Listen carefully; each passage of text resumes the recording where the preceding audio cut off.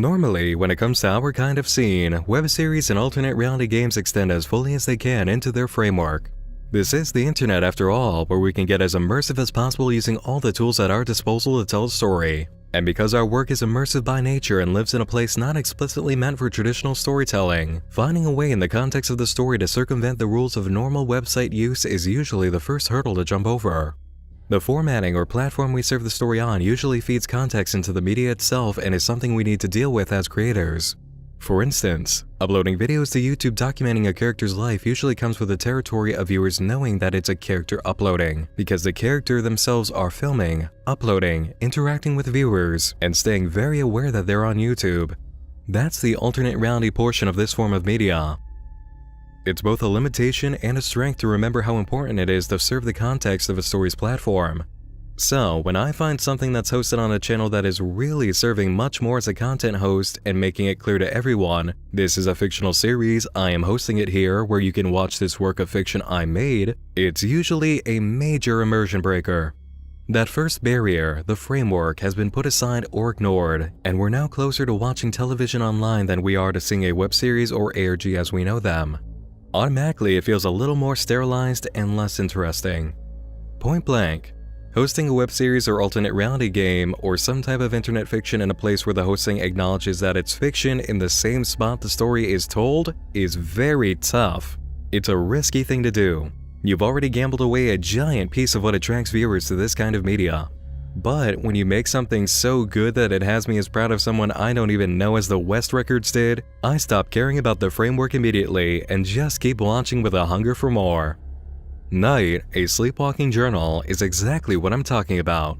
Hosted on the channel Muto Made here on YouTube, with full transparency that Muto Made is a type of online studio run by its founder, Andrew Muto, you know walking into it that a Sleepwalking Journal is fiction. It's produced, it's fabricated, it's not going for the alternate reality or immersion attempt. And you know what? Muto Made doesn't even need any of the usual formatting by virtue of how good this series is. A Sleepwalking Journal is exactly how it sounds. Our main character, Mark, is having an issue with sleepwalking. Or at least, he thinks he might be. In order to get to the bottom of things, he straps a body cam on before going to bed and begins recording his nights. That's all you get from the premise going in, and even then, I've told you more than Muto Made sets up. During the first episode, all you're given is, Sleepwalker wears a body cam. No hints, no further elaborating, you don't know what you're in for, but you want to find out.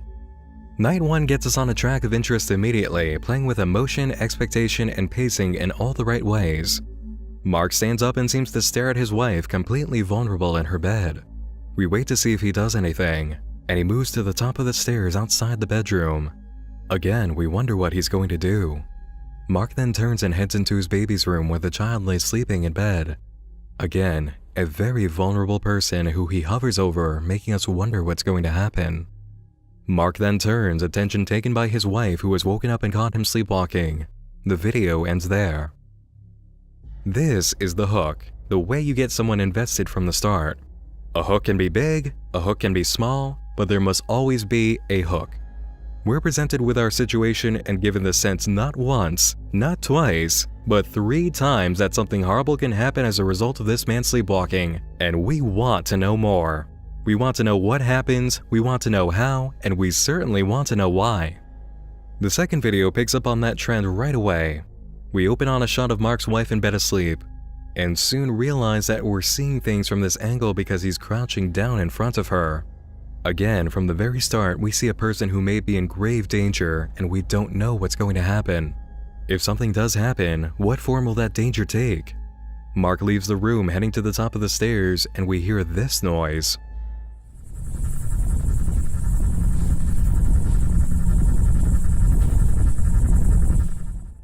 Downstairs, you can see the flashing of a television screen, that pulsating gray and white of a TV showing pure static. Mark heads into the living room where the noise grows louder and we see the TV is definitely acting up. The display is hypnotic. Mark approaches, leans over, and places both hands on the screen. Video 3 continues the pattern of the unexpected. Mark rolls over in bed and suddenly wakes up, breathing heavily. His wife attempts to calm him down as he describes something pressing on his chest. A short burst of low distortion rolls through and we cut away. That's another bit that's brilliant about the Night series. Most of these videos are very short, under 1 or 2 minutes in length. Some episodes contain a lot of action and can be longer, but for the most part this happens at quite a fast speed. And so many videos open in ways that keep you wondering just what's going on even as you continue to gather information. Answers that provide more questions. You'll get them in spades, and you'll be so glad that continued action is just seconds away, as all of these videos are kept in a playlist on the channel that just keeps rolling.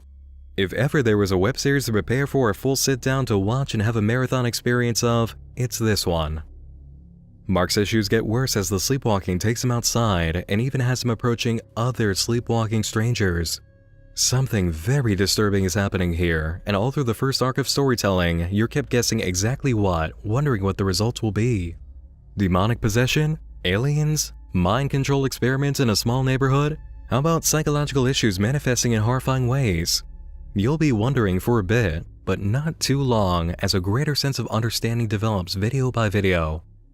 I would usually delve a bit deeper into the early uploads, but this really is a series worth checking out for yourself. And anything I'd have to tell you can be witnessed in a short time as, again, this pacing is excellent and doesn't waste any time. Longer videos in a web series can really work for their content, but certain experiences like the Sleepwalking Journal are way more suited to these bite-sized uploads with a lot happening in them. And miraculously, you still feel the tension and apprehension of events meant to elicit emotional pressure during such a quick speed. Nothing is really lost here. It's just smart, snappy filmmaking that keeps you interested, guessing, and entertained while still keeping that fear of the unknown and unexpected. It was exhilarating to explore this after watching the West Records. It felt like I discovered two holy grails of modern web series crafting. Once again, you guys give me some awesome leads, and I'm very happy to follow up on them. Like the West Records, Night, a Sleepwalking Journal is seriously underrated and deserves at least 1,000 more views per video right now. Even with just a GoPro on a body cam strap, this is professional work with a wonderful sense of directing, and where the writing takes you is entirely unexpected. Believe me when I tell you, this series will go somewhere halfway through that you don't anticipate, and your expectations will be decimated. This is not what you think it is, and the plot will cover territory that surprises you, taking things from the level of a simple web series to, well, you know what? No, I'm not spoiling it. Just set aside a couple of hours, grab a snack or two and a drink of choice, and watch on playlist mode. I'll put the link in the description. But before you do that, let's take a moment for some full transparency. Back when I was working on the Night Vision episode for the West Records, I was receiving a lot of recommendations on Spectacular Organic and the Sleepwalking Journal. And immediately after uploading the West Records Night Vision video, I checked out Spectacular Organic and then Sleepwalking Journal. This was back during what must have been late July. I'm not even sure it was the first week of August when I went through all the available uploads on Sleepwalking Journal. But in the first 10 episodes, I decided it absolutely deserved Night Vision coverage, and it needed to be the next episode on the channel after I got Spectacular Organic up, which I'd already begun writing for. Right after Spectacular Organic, pretty much everything on the channel came to a crawl in the midst of me figuring out how to do Patreon and working on Don't Hug Me I'm Scared.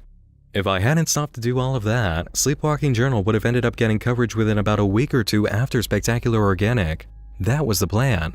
But I decided Patreon was necessary for the channel to grow, it was time to launch it, and Don't Hug Me I'm Scared absolutely needed to be delivered already, so all previous operations were put on hold. It was after about a week of the Patreon being open that I noticed Muto Maid had become a supporter of it, which is funny because I had just been getting ready to cover Sleepwalking Journal before launching the Patreon and wasn't even aware the author was a viewer of Nightmind. In a nutshell, Muto Maid is a Patreon supporter of mine, but their support has absolutely no influence on this episode of Night Vision being made. I had decided to cover their series well before I even knew they were watching my channel, and before I had even fully decided to open the Patreon. I just wanted to have complete transparency about that. If anything, Muto Maid being a Patreon supporter is only a testament to what I already know from watching Sleepwalking Journal. This is a creator who really cares about web series and wants to see the field grow and succeed. I can tell you personally, they certainly don't need web series or ARG consultation from me.